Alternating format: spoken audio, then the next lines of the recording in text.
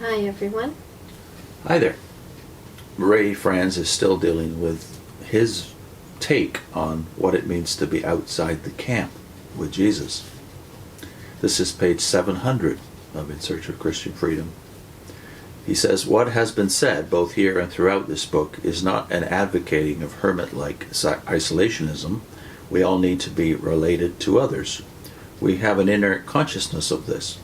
The question essentially is, however, whether one's joining with others will result in a relationship that allows for the exercise of personal conscience and the right to act as a responsible individual, or whether it will instead call for the forfeiture of these rights by a union that ultimately robs one of one's freedom and personal integrity.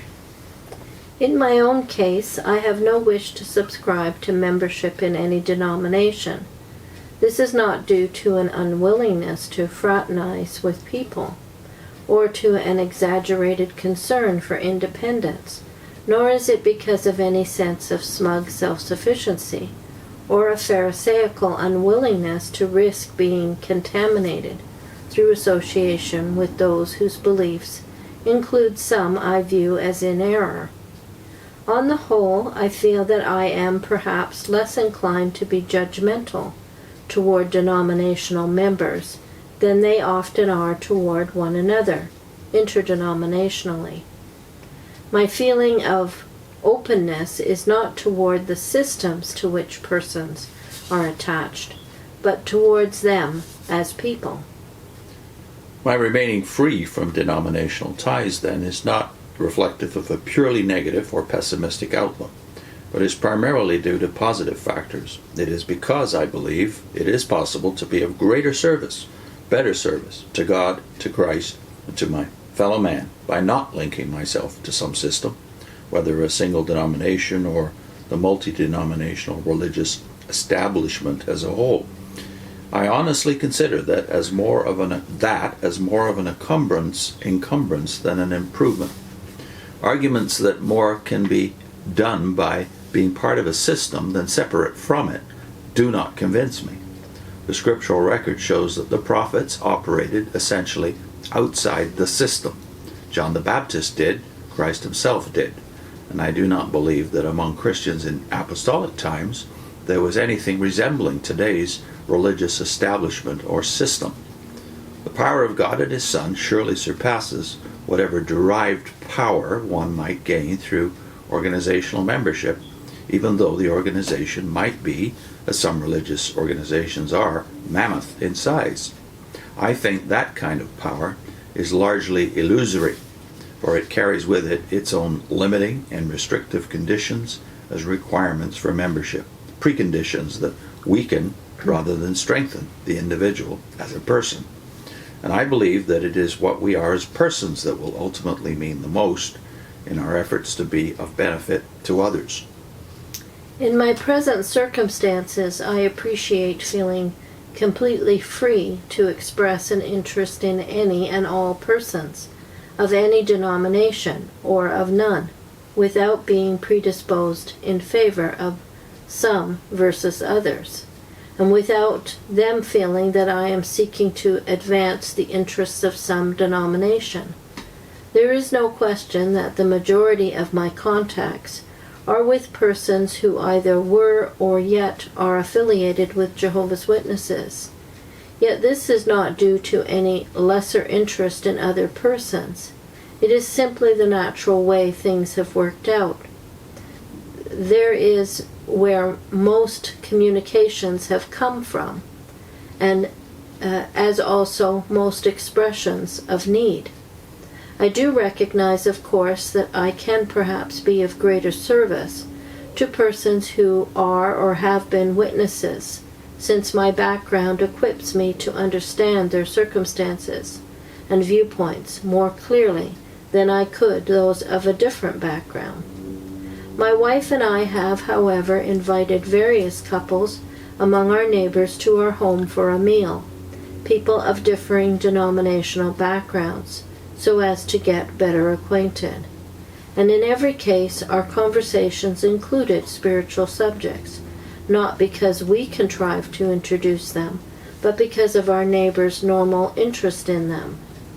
A Roman Catholic man from Italy has visited us and shared meals with us a number of times, and I have found his visits always refreshing due to his clear concern for people and his personal interest in the scriptures.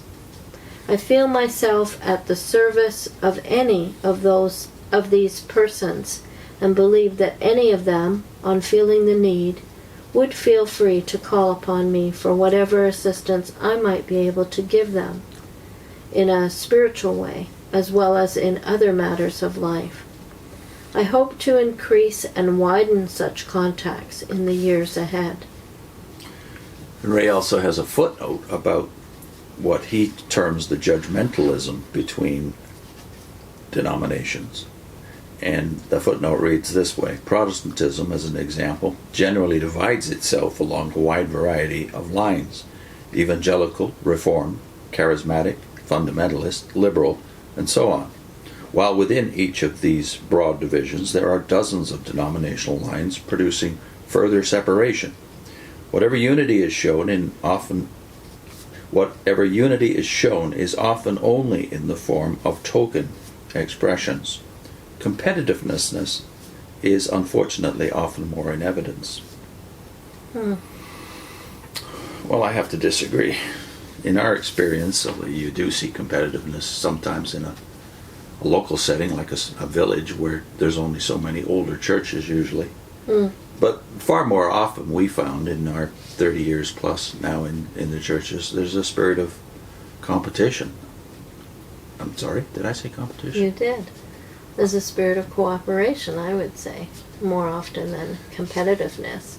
You know, I guess people will think there's competitiveness because there's only so many people and so many sheep.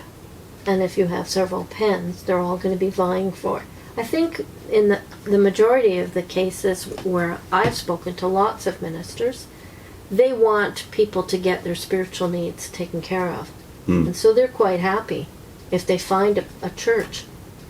Not necessarily their church, but if they find a church, because I think their prime interest is in the spiritual needs of people.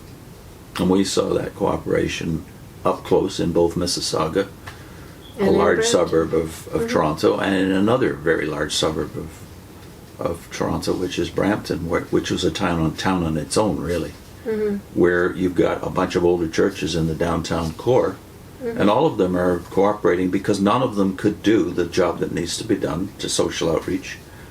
Let's say taking care of the homeless, where in our church there was 3 other churches cooperating with us in feeding the homeless, hundreds of homeless people, several times a week.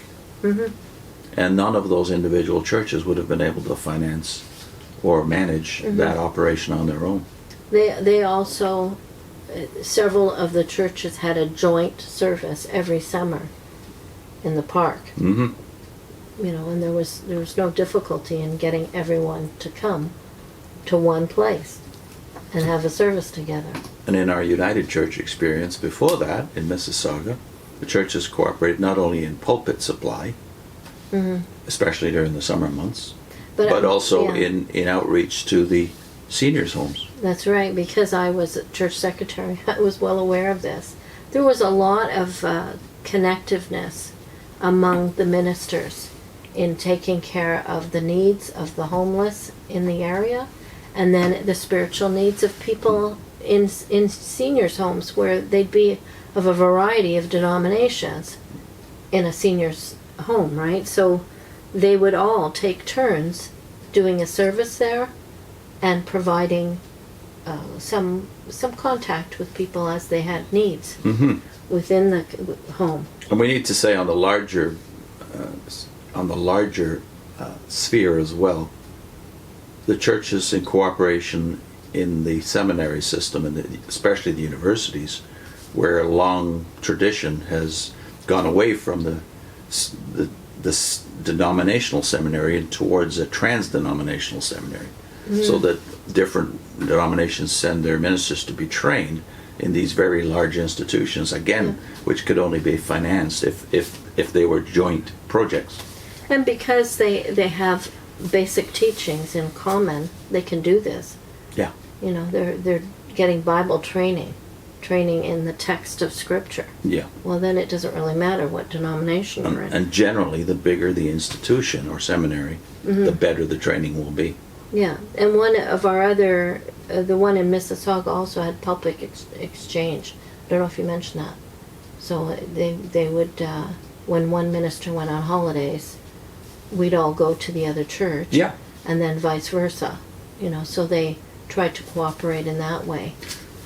Very comfortable, as I recall, and an injection of a new spirit every summer. Yeah, yeah. Yeah. And then I must take exception, too, to this statement about the scriptural record shows that what the prophets operated essentially outside the system. John the Baptist did, Christ himself did. I don't know where this is coming from, really, because Ray earlier in the book has already said that they continued to do their Jewish thing. And in the case of the prophets of the Old Testament, Jeremiah and Ezekiel were not just prophets, they were priests. Yeah. They were from priestly families and doing their priestly thing, and that's why they ended up in exile, because they were very visible representatives of the what you would call the establishment, as Ray calls it here, the religious establishment. They were sent to the people of Israel. So if you call Israel the establishment, they were sent because they were Israelites to speak to them and correct them about what they were doing that was wrong within the teachings of their, if you want to call it, establishment.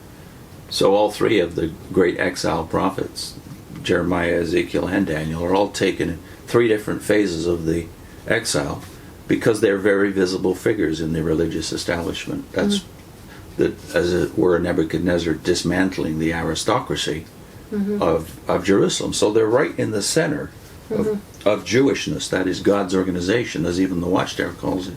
They're right in the center, and that's why they're arrested, and that's why they're taken in exile. And then the New Testament, like the early church, they continued, the Jewish Christians continued to go to the synagogue. So they were still in association with what would be called an established religion. It was the true religion, and they didn't see any necessity for breaking away from it or separating from it. So I want to put a video on your screen about Jeremiah and his being a center of controversy within God's organization. So what was Jeremiah's attitude towards the religious establishment of his day?